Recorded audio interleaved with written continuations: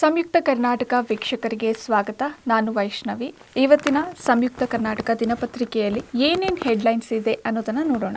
ಪಾಕಿಸ್ತಾನ ಕಪಟ ನಾಟಕ ಬಯಲು. ಇರಾನ್ ನಾಯಕರು ಕೆಂಡ 8 ತೈಲ ಹಡಗನ್ನ ಅಮೆರಿಕಕ್ಕೆ ದಾಟಿಸಿ ಇರಾನ್ಗೆ ಪಾಕ್ ದ್ರೋಹ ಮಾಡಿದೆ. ಎಲ್ಲಾ 8 ಹಡಗುಗಳ ಮೇಲೆ ಪಾಕ್ ಧ್ವಜ ಹಾಕಿಕೊಂಡು ಹೊರ್ಮುಜ್ ಪಾಸ್ ಆಗಿದೆ. ಇನ್ನು ದಾವಣಗೆರೆ ಬಾಗಲಕೋಟೆ ಜಯಕ್ಕೆ ಶಪಥ.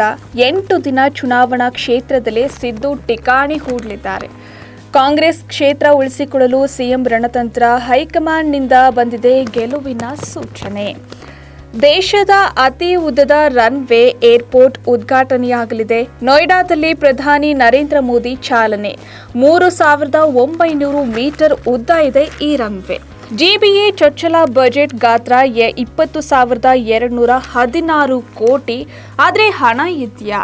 ಆದಾಯ ಕೊರತೆ ಇದ್ರೂ ಬಂಪರ್ ಯೋಜನೆಗಳು ಕೇಂದ್ರ ರಾಜ್ಯದ ಅನುದಾನ ಮೇಲೆ ಅವಲಂಬನೆಯಾಗಿದೆ. ದಾವಣಗೆರೆ ವಿಚಾರಕ್ಕೆ ಬಂದ್ರೆ ಪ್ರದೀಪ್ ಈಶ್ವರ್ ಪ್ರಚಾರ ವೇಳೆ ಕೈಕಮಲ ಗದ್ದಲ.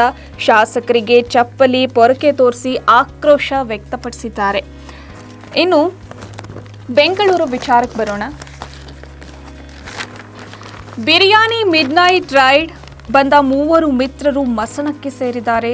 ಬೈಕ್ ಲಾರಿ ಡಿಕ್ಕಿ ಭೀಕರ ಅಪಘಾತ. ಇಂಜಿನಿಯರಿಂಗ್ ಓದ್ತಿದ್ರು ವಿದ್ಯಾರ್ಥಿಗಳು. ಕೊಲ್ಲಿಯಲ್ಲಿ ಯುದ್ಧ. ಪೆಟ್ರೋಲ್ಗೆ ಕ್ಯಾನ್ ಬಾಟಲ್ ತಂದ ವಾಹನ ಸವಾರರು. ಆಟೋದಲ್ಲಿ ಯುವಕನ ಅಪಹರಣ.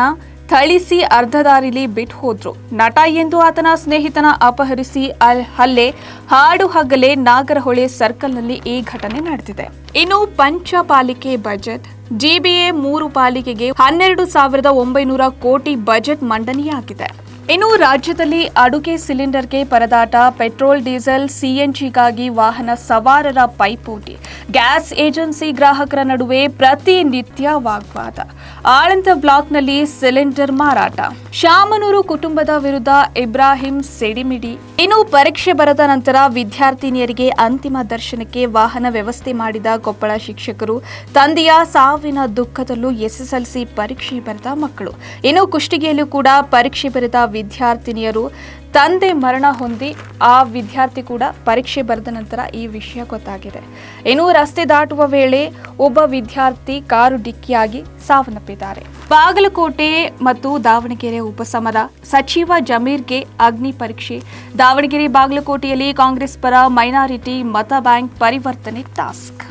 ಕಳಚಿದ ಹಿಂದಿ ಭಾಷೆ ಸಂಕೋಲೆ. ರಾಜ್ಯದಾದ್ಯಂತ ಕನ್ನಡಿಗರ ಸಂಭ್ರಮ.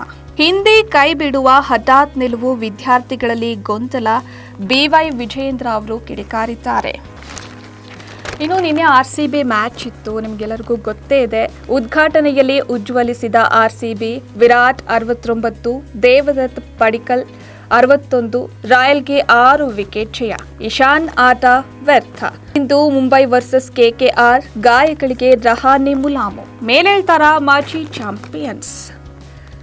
IPLನಲ್ಲಿ 2 ವಾರ ಆಡಲ್ಲ MS ಧೋನಿ.